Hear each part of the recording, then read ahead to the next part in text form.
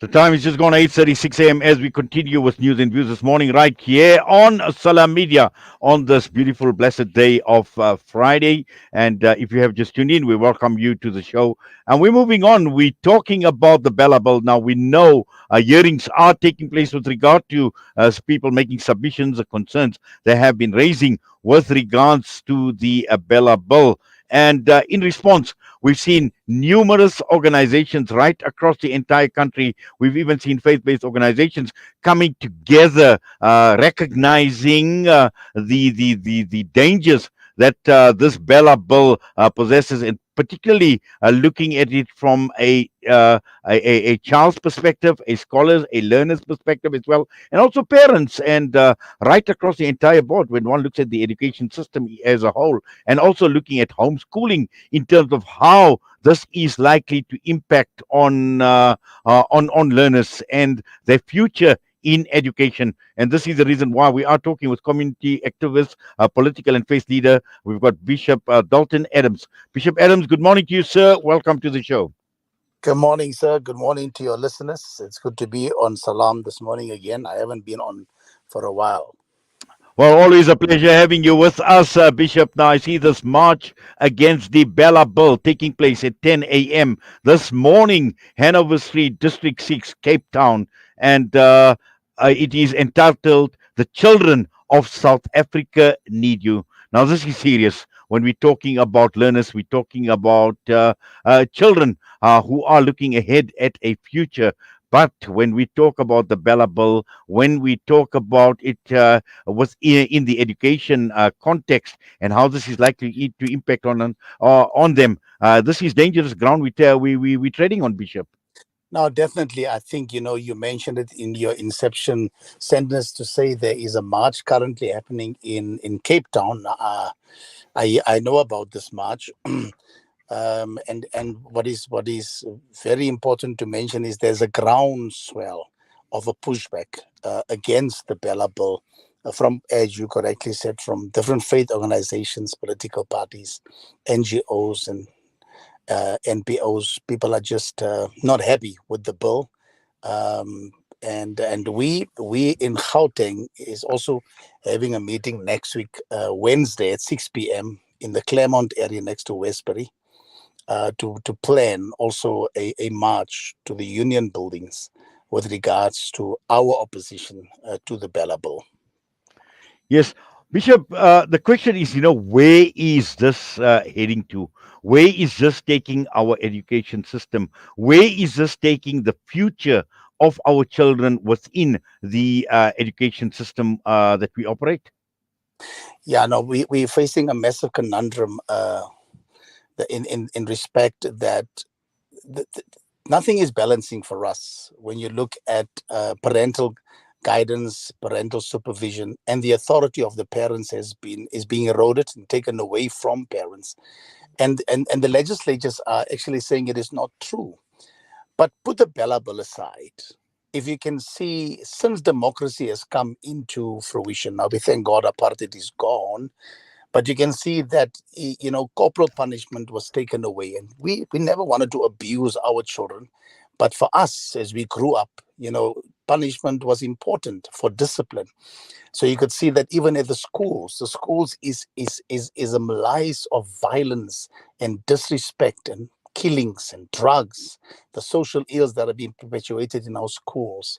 My personal contention is that I think the legislatures are focusing too much on laws as opposed to dealing with the issues that would change the lives of our children. For instance, building better schools in our communities, for instance, servicing our schools, building sports facilities in our communities, dealing with the issues of recreation and vocational and career paths, all these things. Huishoudkunde we used to have in our schools, and houtwerk, and I don't even know the English names, but we used to have those things. We knew there were trades that we could do. It wasn't just academic. So it's the scale is not balancing for us, and we think that the focus is more on allowing children to have all these rights and they can do as they please. So what happens is they become a law unto themselves. I think that is the reason why our pushback is so severe.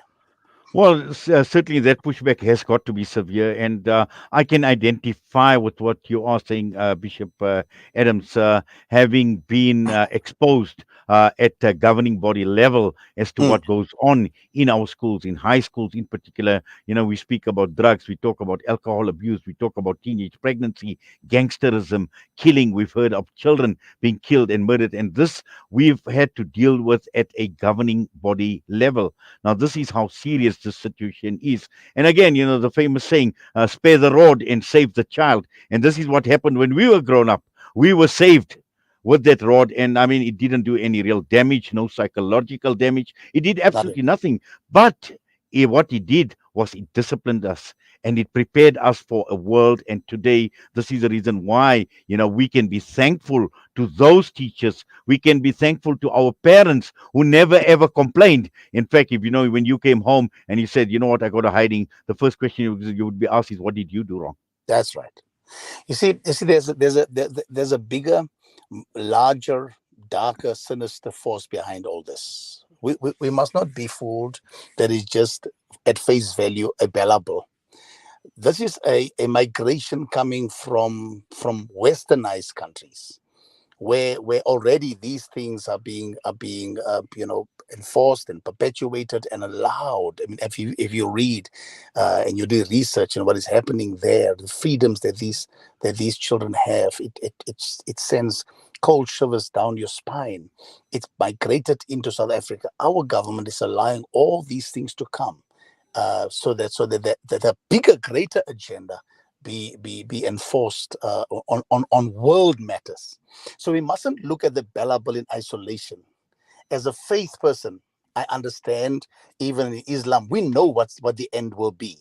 I mean, the Quran teaches us the end, the Bible teaches us the end. We know exactly prophetically what's going to take place. All these things are leading up. So the Bellable must be fiercely pushed back and opposed to say that it cannot be done here in South Africa. Because if we don't do that, we are the last bastion for our children. I mean, our kids will grow up. They can do as they please, and they can confront authority. Their bodies are their own responsibility. My maat my half vloege if I wanted to do that. I had to listen to the teachers, listen to my soccer coach. There were various role models in my life. If my parents couldn't deal with me, the coach would deal with me, or the teacher, or the pastor, or the imam would deal with me. Today, they don't care about us. They have no respect for us. And this kind of legislation, sir, is actually what is exacerbating the mindset of our kids. It's whopping the mindset of our children. The education in terms of saying that when it comes to our children, in homeschooling, and you will be arrested if your child don't want to go to school and all that kind of stuff. It's all the social ills that's being allowed to go on in our communities, and the lack of government actually implementing what is necessary, for our communities to grow and become stronger communities. You cannot deal with the Bellable all by itself in isolation, sir. You know, Bishop, what you're saying is so true, and it actually reminds me. My late father was an imam, and today being the day of Friday, he passed away on a Friday. But the night before he passed away, to My a fellow condolences. imam, Uh, before he left, he says, "I'd like to give you some advice."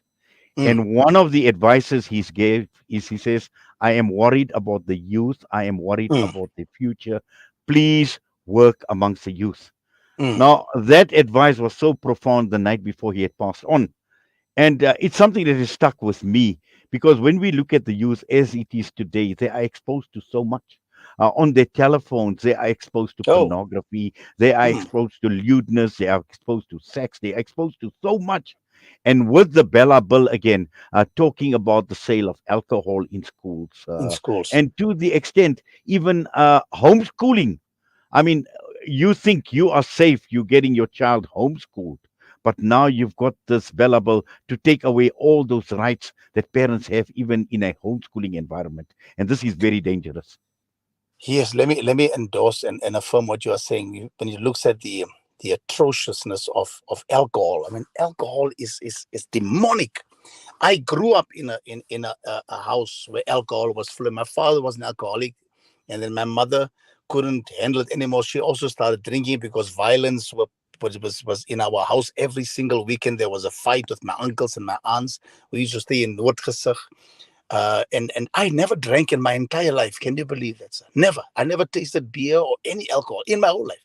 I've never smoked a cigarette in my whole life. You know why? Because I could see the devastation that it brought in my own family house. And we are 13 children. And I made a vow I will never touch it. Now, today, my child can go, my grandchild, well, my children are big. My grandchildren must go to a school where alcohol is sold, albeit that they want to sell it after hours or weekends.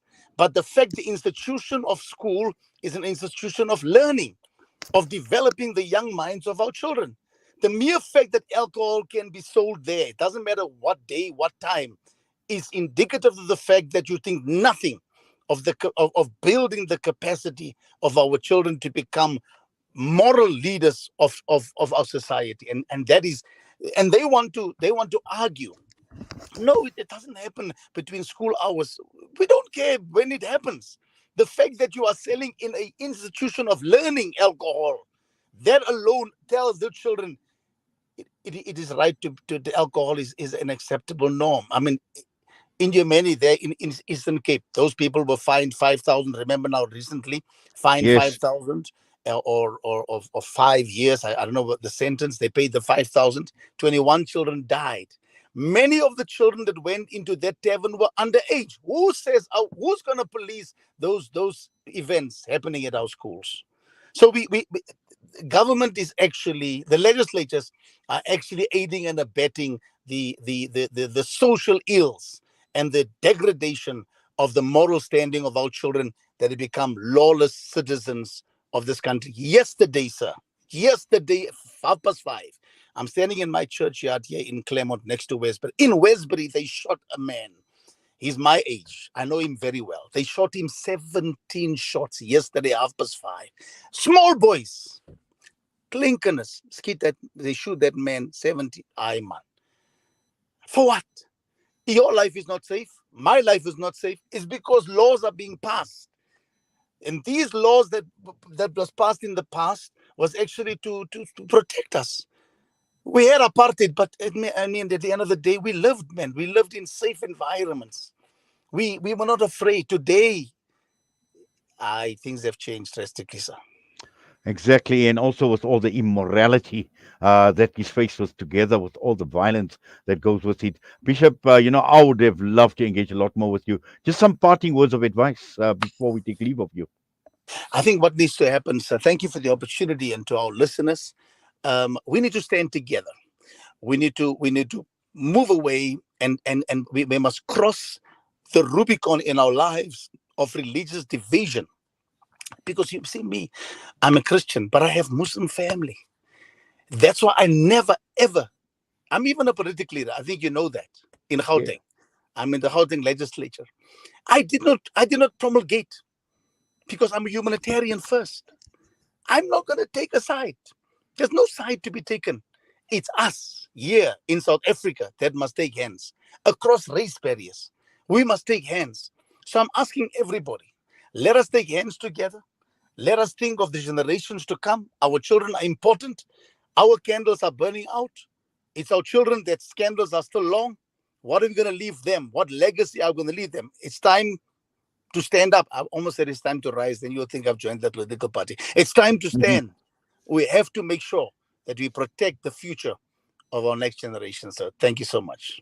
Thank you very much for that, Bishop Dalton Adams. Bless you. We thank you. We do appreciate you taking time out. And yes, please stay in touch. Hopefully, we Yes. will connect with each other very, very soon. But for Bless now, you. Bless you, my take care, good sir. friend. And you Bless stay you, sir. blessed as well. Thank you. Thank you, sir. Bye bye.